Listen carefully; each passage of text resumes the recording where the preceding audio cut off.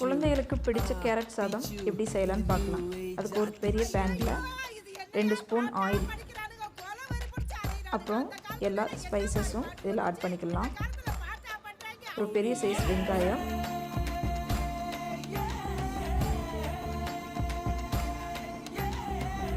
நல்லா ஃப்ரை ஆனோடனே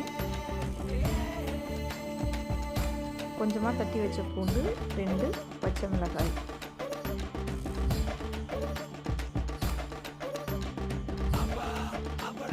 கொஞ்சமாக உப்பு, மஞ்சத்தூள் எல்லாத்தையுமே சேர்த்து நல்லா ஃப்ரை பண்ணிக்கலாம்.